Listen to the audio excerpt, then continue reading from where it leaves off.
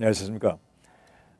오늘은 지난 시간에 이어서 장기보호의 두 마들인 지역사회 마들과 시설보호 마들을 좀 상세하게 살펴보겠습니다. 장기보호의 지역사회 마들은 최근 주정부가 인가한 Managed Long-Term Care, 즉 관리된 장기보호 기관들의 서비스의 내역을 통해서 잘 설명될 수 있습니다. Managed Long-Term Care 이전에도 페이스 마델이나 셀렉트 마델이라 가지고 지역사회 장기보호 서비스가 있었지만은 작년도 2012년 주정부가 본격적으로 매니지 롱텀 케어 서비스를 확대하고 서비스를 퍼밋을 주면서 보다 광범위하게 사용되고 있습니다.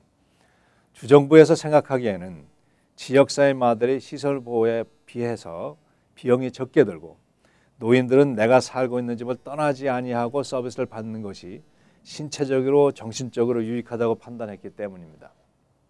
지역사회 마들은 그 개인들을 개별적으로 그리고 총괄적으로 관리하는 케이스 매니지먼트를 제공하고 이 케이스 매니지먼트의 판단에 근거해서 홈케어 즉 가정간호를 받을 수 있고 의사 선생님들 만나는 건강진단이나 의료 치료를 연락하고 또 왔다 갔다 하는 그 트랜스포테이션 제공하고 교통 서비스죠.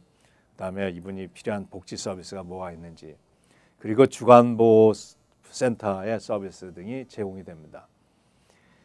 주간보호 서비스는 혼자 생활하는 것에서 벗어나서 상황이 비슷한 분들이 함께 모여가지고 이 사회적인 유대를 형성하고 또 그룹으로 교육을 받고 치료를 통해서 정신과 육체적으로 질병을 예방하는 목적으로 제공이 됩니다.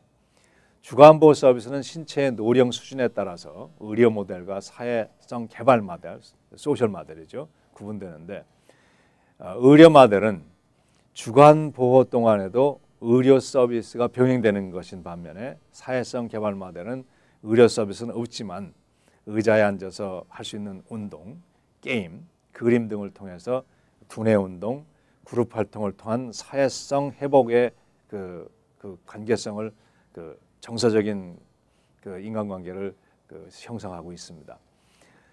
지역사회 모델은 롱텀 케어 기관이 주관하고 있고 주정부의 감시를 받습니다. 이 기관에 등록되기 위해서는 롱텀 케어에 들어가기 위해서는 신체적으로 정신적으로 혼자 생활할 수 없다는 것을 입증돼야 됩니다. 이 기관에 등록된 노인들의 상태에 따라서 가정간호 서비스의 시간을 정하고 주간보호센터 내보내기도 합니다.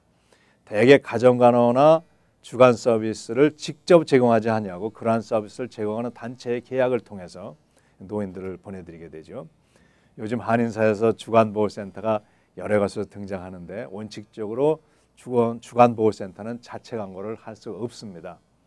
광고는 롱텀 케어 기관들이 해야 되고 주간보호센터는 이 기관들과 계약을 통해서 주간보호 서비스를 제공하는 일에 국한되어 있다고 보시는 게 원칙입니다. 주간보호센터가 메디케이드만 있으면 모든 것이 무료입니다 라고 광고하는 것은 매우 잘못된 일입니다. 첫째, 건강한 분들은 주간보호센터를 이용할 수가 원칙적으로 없습니다. 둘째, 주간보호를 통해서 장기보호 서비스에 등록되는 것이 아니라 장기보호 서비스에 등록된 분들이 주간보호센터에 보내지는 것이 원칙이기 때문에 주간보호센터가 자체 서비스 광고를 하는 것은 법으로 금지되어 있습니다. 지역사회 모델이 비용이 적게 들고 정서적으로 안정된다고 하지만은 노화가 빨리 진행돼 가지고 더 이상 지역사회 모델 서비스를 이용할 수 없게 되는 경우라면은 그분들뿐만 아니라 케어기버나 건강한 배우자의 독립적인 생활과 그분들의 시간을 위해서 우리 또 다른 서비스가 필요하고 또한 24시간 전문가의 케어가 필요한 경우라면 결국은 시설보호를 이용하게 됩니다. 시설보호는 어덜트 홈, 어시스티드 리빙, 슈퍼바이저 리빙 등의 시설보호가 있고 최종적으로는 스킬드 너싱 퍼실리티 즉 양로원으로 이전이 됩니다.